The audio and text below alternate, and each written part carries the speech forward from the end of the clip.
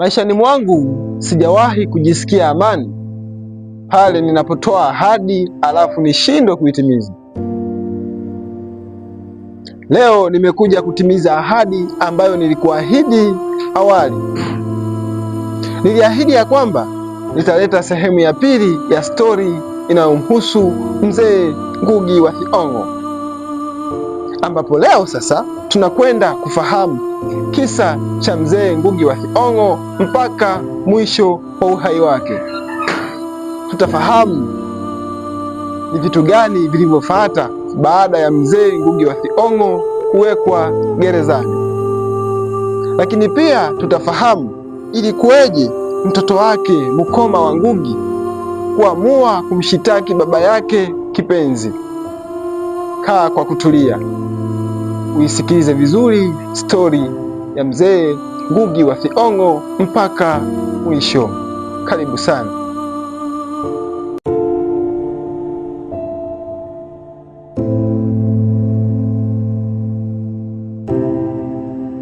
Penye nia pana njia bwana. Licha ya serikali ya Kenya kumkamata Ngugi wa Thiong'o na kumsweka gerezani, bwana huyu hakukata tamaa. Ndo kwanza akaandika riwaya nyingine akiwa huko gerezani, ambayo bado aliandika kwa lugha ile ile ya Kikuyu, haya ambayo inafahamika kama Saitan Mutharaba In. Kichwa hiki kina maana ya kwamba shetani msalabani. Kinachowafanya watu wengi wampigie makofi Ngugi wa Thiong'o ni kitendo hiki cha kuandika riwaya hii kwa kutumia karatasi ya choo.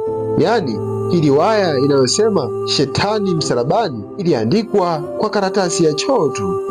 Baada ya kuachiwa, hakuruhusiwa na serikali yake kurudi kazini kwake kwenye chuo kikuu cha Nairobi, jambo ambalo lilimfanya achukue maamuzi ya kuondoka kwenda London nchini Uingereza, na hii ilikuwa ni mwaka 1982. Fahamike ya kwamba ilipofika mwaka 1988 Ngugi wa Thiong'o akaamua afunge safari nyingine kwenda nchini Marekani katika jiji la New York.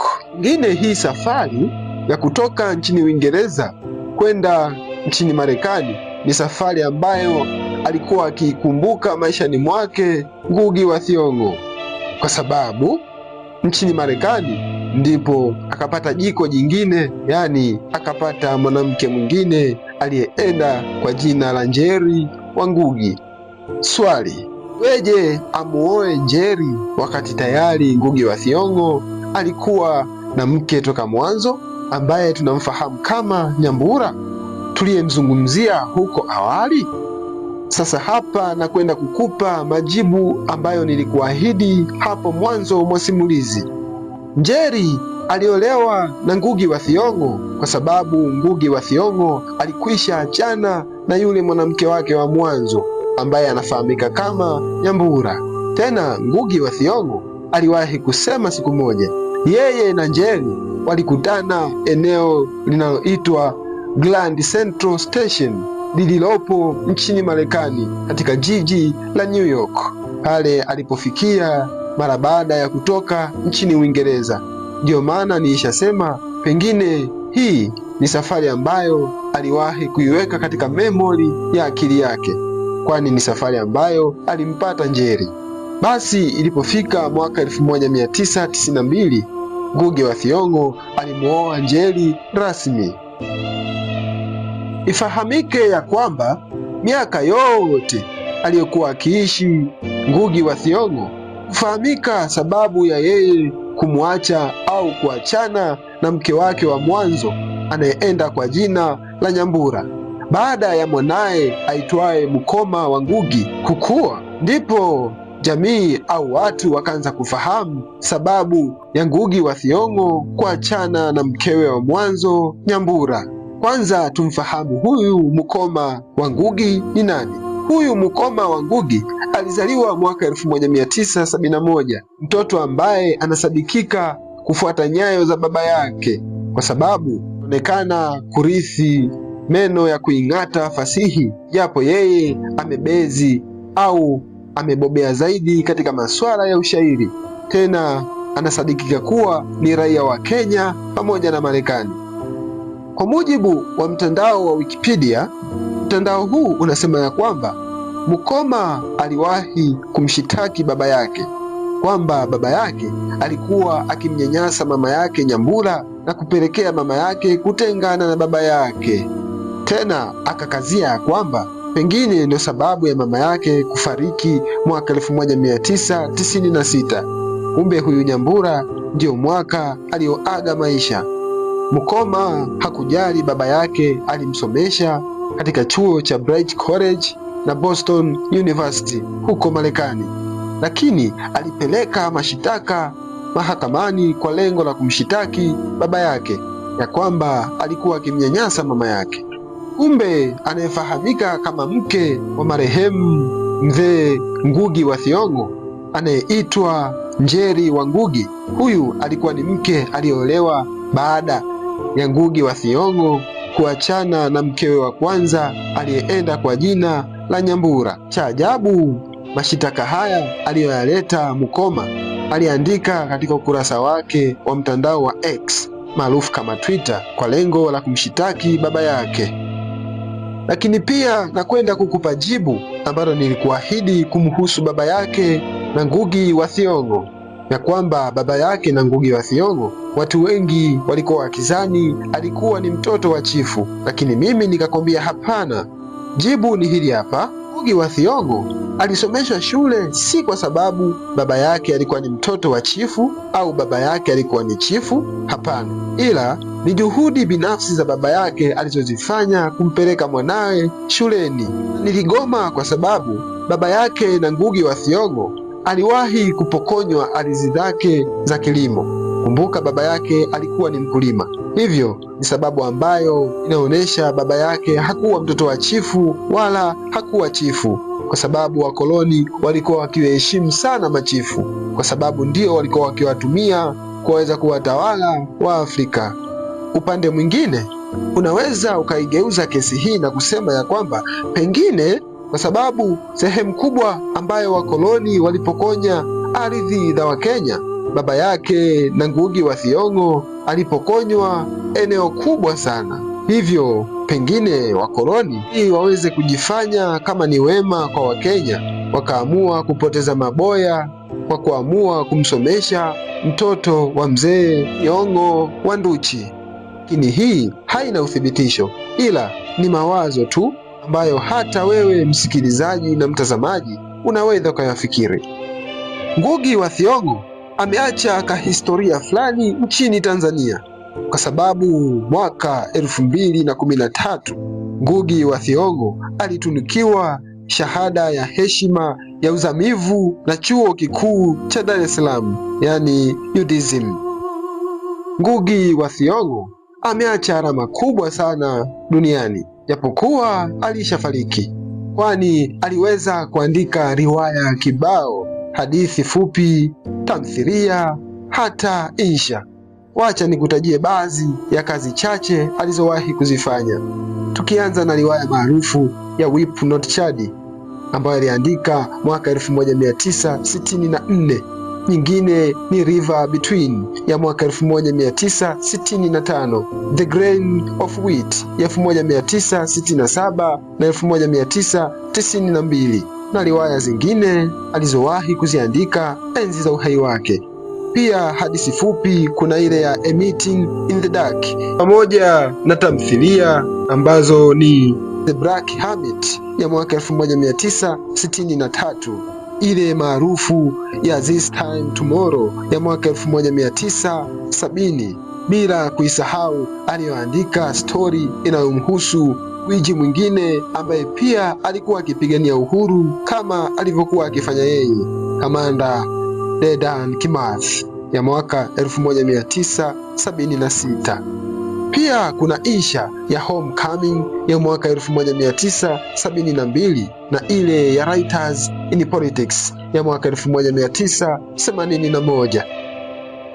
Kwa jinsi Ngugi wa Thiong'o alivyoing'ata fasihi ya Afrika, hii ilipelekea Ngugi wa Thiong'o kutunukiwa tuzo na heshima mbalimbali. Tukianza na mwaka 1973, Ngugi wa Thiong'o alitunukiwa tuzo ya Lotus Prize for Literature. Hii ni tuzo ya kimataifa inayogawiwa kwa wanafasihi wa bara la Afrika pamoja na Asia kwa ujumla. 2001, tunuku nyingine ni ya ile tuzo ya Nonino International Prize for Literature. Hii ni tuzo inayotolewa kila mwaka nchini Italia, na Ngugi wa Thiong'o alipewa kama mwongozaji kwenye fasihi ya Afrika. Yaani alikuwa kinara au kamati ya utoaji wa tuzo wa huko Italia walimwona Ngugi wa Thiong'o kama ndiyo kinara wa fasihi ya Afrika. Lakini pia mwaka 2009 Ngugi wa Thiong'o alitunukiwa tuzo nyingine ya Shortlisted for the Man Booker International Prize. Hii tuzo alipewa kwa sababu ya kuwa mwandishi, wakati huo huo na kuwa mtafsiri wa fasihi yake. Kumbuka mwanzo mwa simulizi tulisema ya kwamba Ngugi wa Thiong'o aliacha kutumia lugha ya Kiingereza na kuanza kutumia lugha za Kiafrika, hasa lugha ya Kikuyu, ambapo baadaye akawa anazitafsiri kazi zake za fasihi kutoka lugha za kienyeji au lugha za Kiafrika kwenda lugha ya Kiingereza, na ndiyo maana alitunukiwa tuzo hii. Na ilipofika mwaka 2012 Ngugi wa Thiong'o akatunukiwa tuzo nyingine nchini Marekani inayoitwa National Book Critics Circle Award. Na kupitia tuzo hii ndipo alipobatizwa jina la The Giant of African Literature. Ifahamike ya kwamba Ngugi wa Thiong'o alifariki kwa sababu ya tatizo la kufeli kwa figo. Haitoshi, mwaka 1995 Ngugi wa Thiong'o alitambulika kuwa na ugonjwa wa kansa, ambapo ilipofika tarehe 28 Mei mwaka 2025 pale Beaufort, Georgia nchini Marekani, Ngugi wa Thiong'o akafariki dunia, na alifariki akiwa na umri wa miaka 87. Taarifa ya kifo cha mzee Ngugi wa Thiong'o ilitolewa na mwanaye wa kike, mwanaye kipenzi Wanjiku wa Ngugi, ambapo huyu Wanjiku wa Ngugi alitoa taarifa ya kifo cha mzee wake au cha baba yake Ngugi wa Thiong'o kwa kuandika katika ukurasa wake wa mtandao wa Facebook, akisema na nukuu kama alivyoandika: "It is with a heavy heart that we announce the passing of our daddy Ngugi wa Thiong'o." Mwisho wa nukuu. Na hapa ndiyo mwisho wa stori yetu inayomhusu mzee Ngugi wa Thiong'o.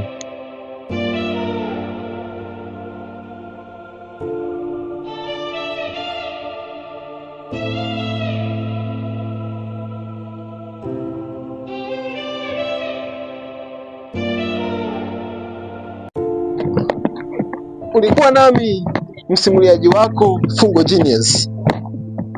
Swali: je, unadhani mkoma wa Ngugi ataweza kufikia ukuu aliyouacha mzee Ngugi wa Thiong'o? Tuonane katika stori zingine. Kwaheri.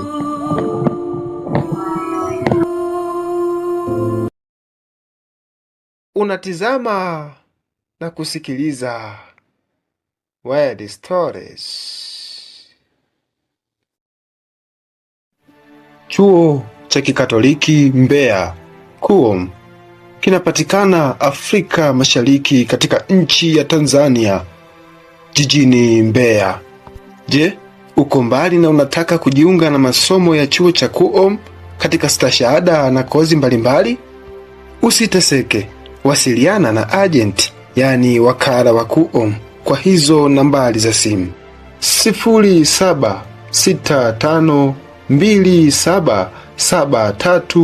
0765277318 au 0783 039677 au 0675956822, kwani utafanyiwa application zote za kutuma maombi ya kujiunga na chuo cha KUOM. Karibuni wa Tanzania, wa Kenya, Waganda, wa Burundi, wa Rwanda, wa Kongo, na mataifa yote duniani.